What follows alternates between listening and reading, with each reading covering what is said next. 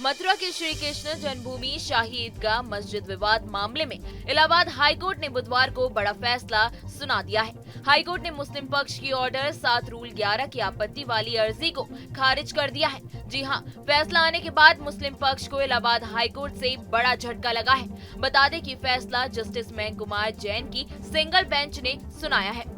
वहीं न्यायमूर्ति मयंक कुमार जैन की कोर्ट ने 6 जून को सुरक्षित किया गया यह आदेश आज सुनाया है।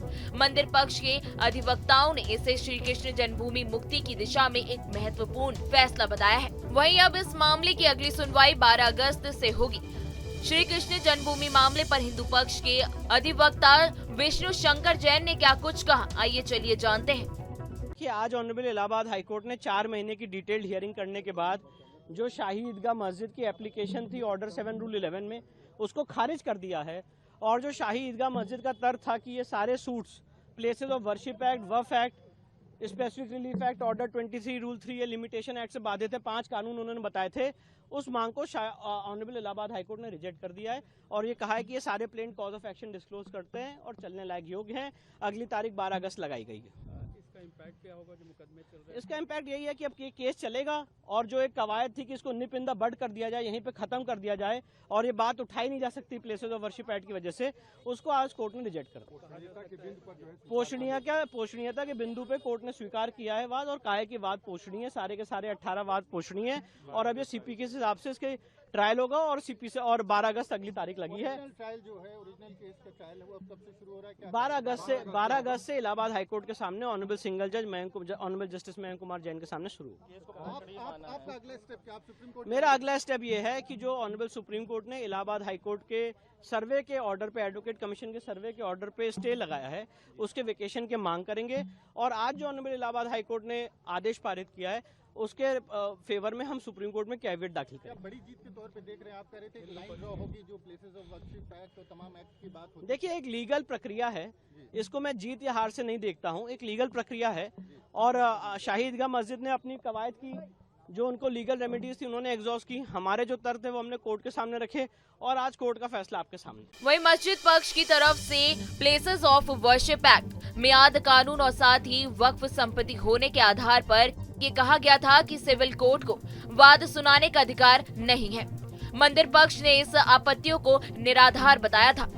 कोर्ट ने 31 मई 2024 को बहस पूरी होने के बाद आदेश सुरक्षित कर लिया था, परंतु मस्जिद पक्ष के अधिवक्ता महमूद प्राचा ने सुनवाई के अधिकार की मांग की थी। इसे स्वीकार कर 6 जून को भी मामला सुना गया था। कृष्ण जन्मभूमि मामले में इलाहाबाद हाईकोर्ट के इस फैसले पर अब सभी के रिएक्शन सामने आ रहे हैं। इसी बीच उत्तर प्रदेश के उप मुख्यमंत्री केशव प्रसाद मौर्य ने इस मामले में क्या कुछ कहा, आइए चलिए सुनते हैं। और भगवान श्री कृष्ण की जन्मभूमि मामले पर भी मुझे पूरा विश्वास है आने वाले समय में भगवान श्री कृष्ण के भक्तों को न्याय मिलेगा, भगवान शिव के भक्तों को न्याय मिलेगा। और पूरे देश में जैसे इस समय तो चारों तरफ हर हर बम बम का नारा लग ही रहा है, हर हर महादेव हो ही रहा है सावन के महीने में, लेकिन जय श्री राम और जय श्री कृष्ण की भी गूंज होने लगी। धन्यवाद। पहले देखा जो फैसला है उसमें मुस्लिम पक्ष हमेशा उच्च अदालतों में भी जाता है, तो क्या लगता है कि उच्च अदालत से भी नहीं, ये तो उनका जो पक्षकार है, कहीं भी अदालतें तो सबके लिए है, देश भर के लिए हैं। जो भी पक्षकार किसी भी अदालत में जाना चाहे उसका तो संवैधानिक अधिकार है, लेकिन माननीय अदालत का जब निर्णय कोई आता है तो वही स्वागत करने का जो आज का निर्णय है वो स्वागत करने योग्य है। धन्यवाद। वहीं आपको बता दें, श्री कृष्ण जन्मभूमि मुक्ति निर्माण ट्रस्ट मथुरा सहित 18 पक्षकारों के वाद दायर किए गए थे। जिला न्यायालय मथुरा से इन वादों को मंगलवार इलाहाबाद हाईकोर्ट में चलाए जाने का आदेश 26 मई 2023 में हाईकोर्ट ने दिया था।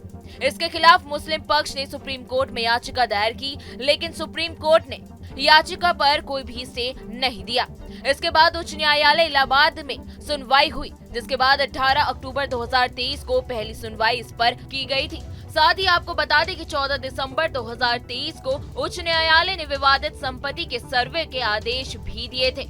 इसके खिलाफ फिर मस्जिद पक्ष ने सुप्रीम कोर्ट में याचिका दायर की, जिसके बाद फैसला आने के बाद मुस्लिम पक्ष को इलाहाबाद हाईकोर्ट ने एक बड़ा झटका दे दिया है। हाईकोर्ट ने मुस्लिम पक्ष की ऑर्डर 7 रूल 11 की आपत्ति वाली अर्जी को खारिज कर दिया है। मथुरा के श्री कृष्ण जन्मभूमि शाही ईदगाह मस्जिद विवाद मामले में इलाहाबाद हाईकोर्ट ने बुधवार को ये बड़ा फैसला सुना दिया है। अब खबरें ये भी आ रही है कि मुस्लिम पक्ष हाईकोर्ट के इस फैसले को सुप्रीम कोर्ट में चुनौती देने वाला है। फिलहाल इस वीडियो में इतना ही। देश दुनिया की तमाम बड़ी खबरों के लिए आप हमारे साथ बने रहें और देखते रहें न्यूज़ स्टेट। न्यूज नेशन अब व्हाट्सएप पर खबरों के ताजा अपडेट के लिए न्यूज नेशन के इस QR कोड को स्कैन करें।